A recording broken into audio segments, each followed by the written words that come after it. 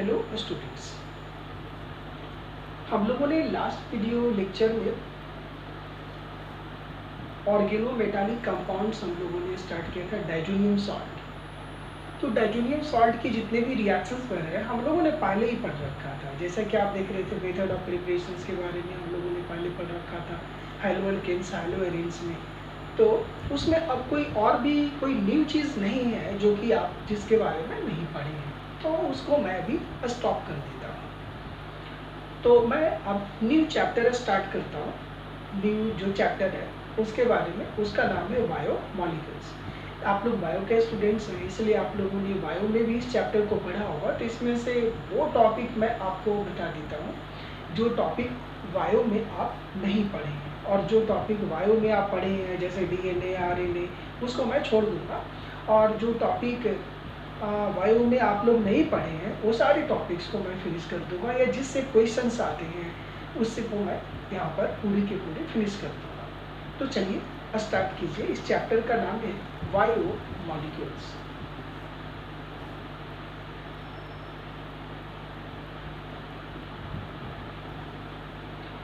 इस चैप्टर में सबसे पहले हमें यहाँ पढ़ना है कार्बोहाइड्रेट के बारे में।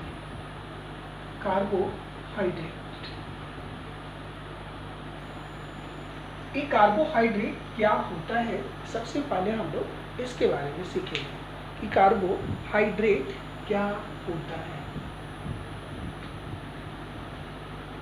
इसकी जो ओल्ड डिफिनेशंस के अकॉर्डिंग इनिशियली इसको डिफाइन किया जाता था, ऐसा कहा जाता था कि carbohydrate is made up with carbon and hydrate.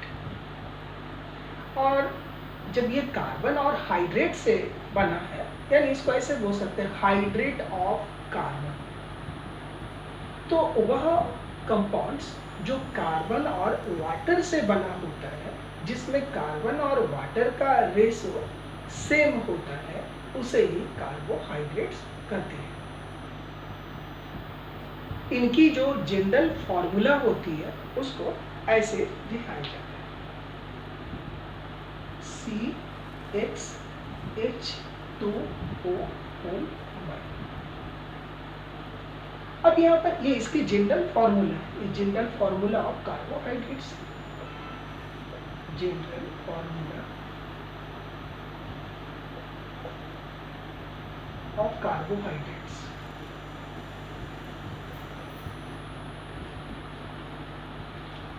लेकिन अब एक बात आती होगी कि ये फॉर्मूला लिखा कैसे गया। तो जब कार्बोहाइड्रेट्स को लेकर के उसे डिहाइड्रेटिंग एजेंट से रिएक्शन कराया गया, जैसे ये कार्बोहाइड्रेट समूह CHH2O1, और इसकी रिएक्शन डिहाइड्रेटिंग एजेंट यानी कॉन्क H2SO4, कॉन्क H2SO4 ये डिहाइड्रेटिंग एजेंट है। तो ये क्या करता है कि यहाँ से ये वाटर को अलग हटा देता है और ये बना लेता है XC प्लस YH2, और ये YH2O को ये हटा दिया वहां से, तो बचा X। तो ये X क्या है? कार्बन, और कार्बन का कलर क्या होता है? Black.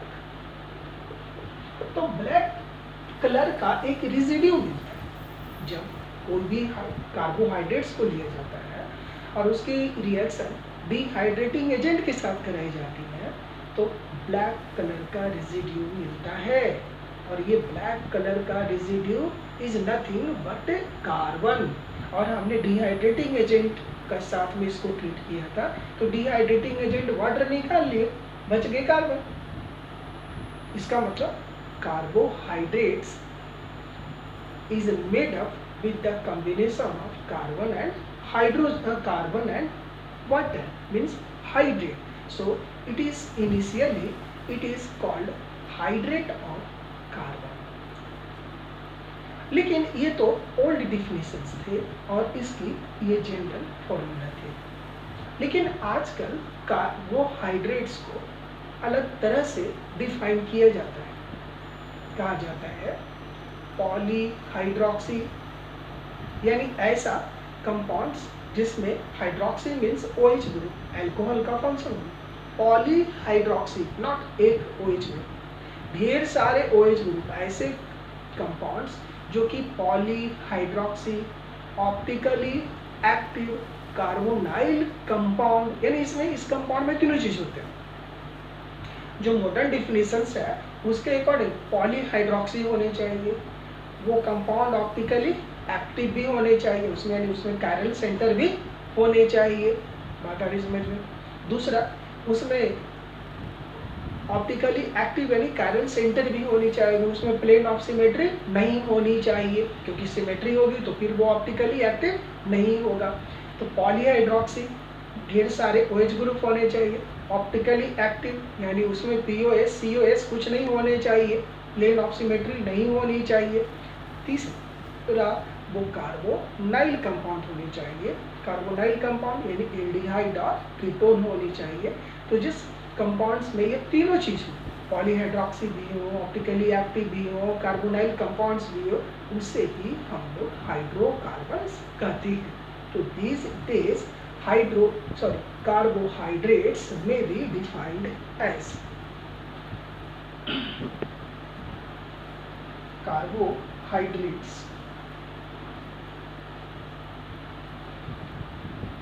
They are polyhydroxy,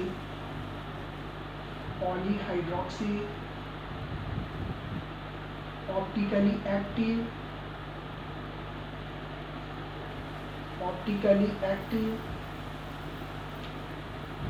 carbonyl compounds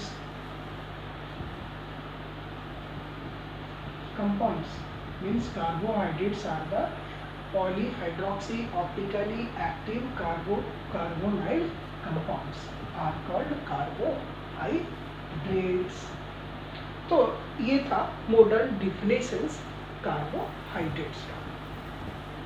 next, classification of carbohydrates. Classification of carbohydrates.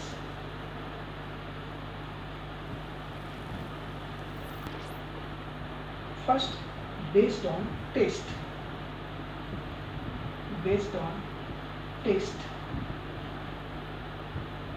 कुछ कार्बोहाइड्रेट्स जो होते हैं वो स्वीट इन टेस्ट होते हैं, और कुछ कार्बोहाइड्रेट्स स्वीट लेस होते हैं। तो वह कार्बोहाइड्रेट्स जो स्वीट इन टेस्ट होते हैं उसे शुगर कहा जाता है, और जो कार्बोहाइड्रेट्स टेस्ट लेस होते हैं उसे नॉन शुगर कहा जाता है। यानी on the basis of taste, carbohydrates are of two types. First one is sugar, second one is non-sugar. Means on the basis of taste there are two types of it. First is sugar and other is non-sugar. एक ऐसा carbohydrates जो कि sweet in test होता है, और दूसरा ऐसा carbohydrates जो स्वीट लेस होता है। तो जो टेस्ट स्वीट टेस्ट का होता है उसे शुगर कहते हैं, और जो टेस्टलेस होता है उसे नॉन शुगर कहते हैं। तो ये शुगर क्या हो गया, कार्बोहाइड्रेट्स which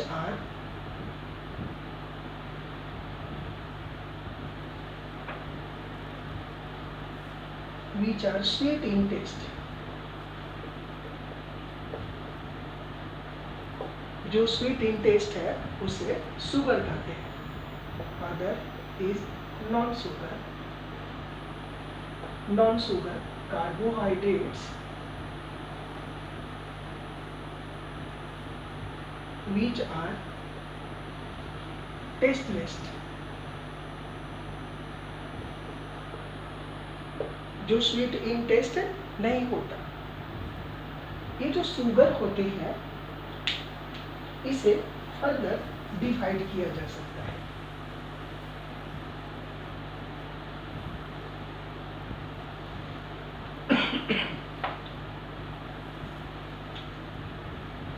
शुगर को दो पार्ट में डिवाइड किया जा सकता है। जैसे फर्स्ट होता है मोनोसेकेराइड्स,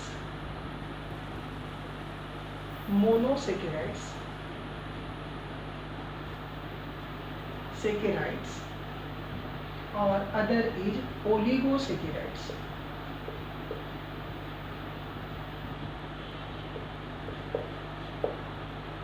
ये मोनोसेकेराइड्स और ओलिगोसेकेराइड्स क्या होता है कि वह कार्बोहाइड्रेट्स, ठीक है, जिसे आप जब हाइड्रोलिसिस करते हैं, ठीक है, तो अब हाइड्रोलिसिस करने के बाद में जो लास्ट स्मॉल पार्टिकल्स मिलता है, ठीक है, तो ये मोनोसेकेराइड्स होते हैं। This can not be further hydrolysed. यह मोनोसेकेराइड्स वह कार्बोहाइड्रेट्स होता है that can not be hydrolysed further. जैसे इसका जो मोनोसेकेराइड्स है, ये इसका एग्जाम्पल्स है ग्लूकोज,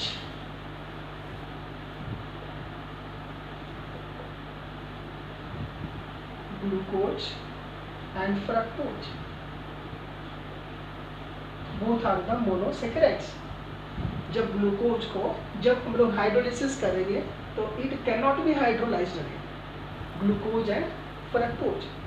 तो इस ग्लूकोज में एल्डिहाइड ग्रुप प्रेजेंट होता है, एल्डिहाइड ग्रुप, जबकि फ्रक्टोज में कीटोन ग्रुप प्रेजेंट होता है। Therefore, this glucose is called aldose, क्योंकि इसमें एल्डिहाइड ग्रुप प्रेजेंट है, इसलिए इसको एल्डिहाइड के लिए अल यूज किया जाता है, इसलिए इसे एल्डोज कहते हैं। और इसमें कीटोन ग्रुप प्रेजेंट है, इसलिए इसे कीटोज कहते हैं। मोनोसेकेराइड्स जिसको हाइड्रोलिसिस करने पर केवल वन ही यूनिट मिलते हैं, एक ही टाइप के यूनिट मिलते हैं, दैट इज कॉल्ड मोनोसेकेराइड्स। जैसे आप यहाँ ले ग्लूकोज को जब हाइड्रोलिसिस करेंगे तो और भी दूसरे में कन्वर्ट नहीं होंगे, तो ये ग्लूकोज है और फ्रक्टोज दोनों ही मोनोसेकेराइड्स है, लेकिन एक को एल्डोज कहते हैं और दूसरे को कीटोज कहते हैं। कीटोज कहने का रीजन है इसमें कीटोन ग्रुप प्रेजेंट होता है, एल्डोज कहने का रीजन है इसमें एल्डिहाइड ग्रुप प्रेजेंट होता है। दूसरा, ये जो ओलिगोसेकेराइड्स है, इसमें क्या होती है कि जब इसको हाइड्रोलिसिस किया जाता है, ठीक है, तो 3 से 9 यूनिट्स ऑफ शुगर मिलते हैं। इसको जब हम लोग मोनोसेकेराइड्स को हाइड्रोलाइज करेंगे तो एक ही यूनिट मिलेंगे, ठीक है, जैसे ग्लूकोज और फ्रक्टोज। इसमें ओलिगोसेकेराइड्स में तो ये दो तरह के हो गए थे, ये ओलिगोसेकेराइड्स और मोनोसेकेराइड्स में दो हो गए थे। एक इसको ऐसे भी लिख सकते हैं, इसको और भी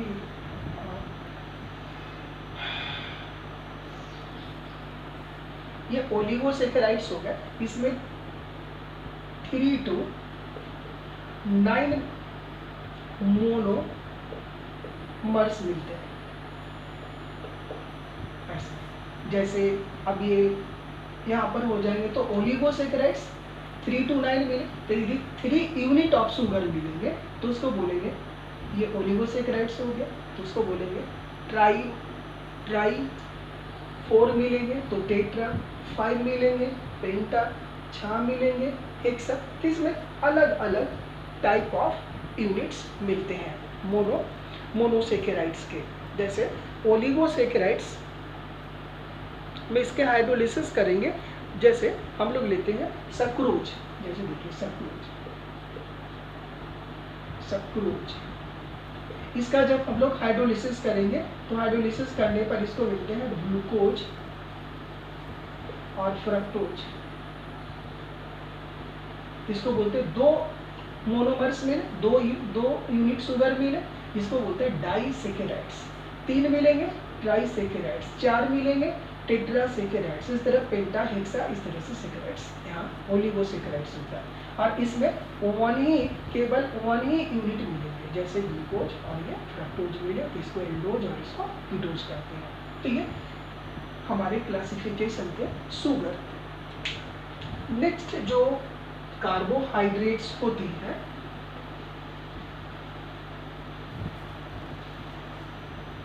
हम लोगों ने कार्बोनिल कंपाउंड्स में पढ़ा है टॉलेंस, रिएजेंट, फेलिंग सॉल्यूशन, ये सभी के बारे में। तो कुछ ऐसे कार्बोहाइड्रेट्स होते हैं, कार्बोहाइड्रेट्स कुछ ऐसे होते हैं जो कि टॉलेंस रिएजेंट को रिड्यूस कर देते हैं, और कुछ कार्बोहाइड्रेट्स ऐसे होते हैं जो टॉलेंस रिएजेंट को रिड्यूस नहीं कर पाते हैं। तो वह कार्बोहाइड्रेट्स जो रिड्यूस कर देते हैं उसे रिड्यूसिंग शुगर कहते हैं, और जो रिड्यूस्ड नहीं करते हैं उसे नॉन रिड्यूसिंग शुगर कहते हैं। तो शुगर भी क्या कार्बोहाइड्रेट्स ही है, तो उसे रिड्यूसिंग और नॉन रिड्यूसिंग नेचर के आधार पे ये दो तरह के बांटा जा सकता है। तो carbohydrates that reduces Tollens reagent are called reducing sugars, reducing sugar, and that do not reduce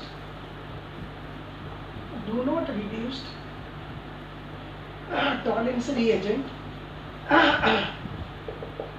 it is called non-reducing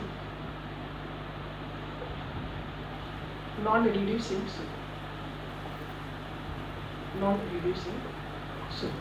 So in this way we all have a study about the classification of carbohydrates. जो carbohydrates हैं sugar, वो generally वो D form होते हैं, उसके दो form मिलते हैं, एक डी फॉर्म और एक एल फॉर्म मिलते हैं। तो शुगर जो होते हैं वो जनरली डी फॉर्म के होते हैं। तो जैसे इनकी जो टाइप कह सकते हैं कि जो शुगर होते हैं वो कि अलग अलग टाइप्स के हो सकते हैं, कार्बोहाइड्रेट अलग अलग टाइप्स के हो सकते हैं। तो उनकी जो क्लासिफिकेशन उसका टाइप कहा जा सकता है। तो जिसके लिए पहले हम लोग यहाँ ग्लिसरल्डिहाइड पे कंसीडर करते हैं। ग्लिसरल्डिहाइड, ये जो ग्लिसरल्डिहाइड है वो ऐसा हो,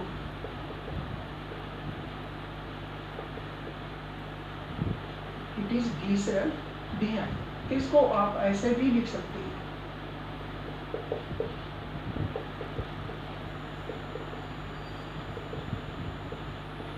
ये हो गया ग्लिसरल्डिहाइड।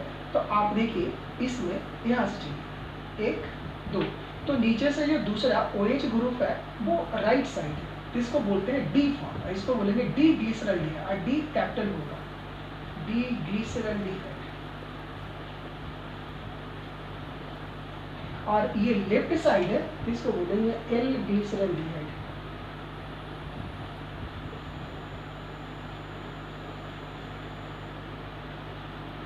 तो यहाँ से वो डी फॉर्म है या एल फॉर्म है कार्बोहाइड्रेट्स का, उसके ऑप्टिकल एक्टिविटी को कैपिटल डी और कैपिटल एल से रिप्रेजेंट करते हैं। तो यहाँ पर ये डी फॉर्म हो गया, ये एल फॉर्म हो गया, तो डी ग्लिसरल्डिहाइड और एल ग्लिसरल्डिहाइड, ठीक है। अब यहाँ से हम लोग जो डी वाले का क्लासिफिकेशन हम लोग पढ़ेंगे, यहाँ से आगे चलेंगे। तो इसको दो पार्ट में डिवाइड किया जा सकता है। वन इज इरिथ्रोज,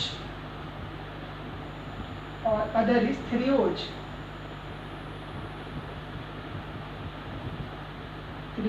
इसकी जो स्ट्रक्चर होगी वो ऐसे होंगे, यहाँ CH2OH, ये OH, ठीक है, यहाँ OH, H, H, CHO, और इसकी होगी CH2OH, OH, H, ये OH और ये H, CH। तो इसको देखिए ये सेम ग्रुप एक ही साइड में है, तो इसको थ्रियोज करेंगे, और ये अपोजिट साइड में OH है, तो इसको बोलेंगे क्रियोज और इसको इरिथ्रोज। तो ये 2 पार्ट में हो गया। हम लोग और अगले क्लास में सीखेंगे इन सभी के और भी कितने पार्ट में डिवाइड किया जा सकता है। तो आज के इस लेक्चर में इतना ही हम लोग पढ़ते हैं classification. So okay, thanks to all.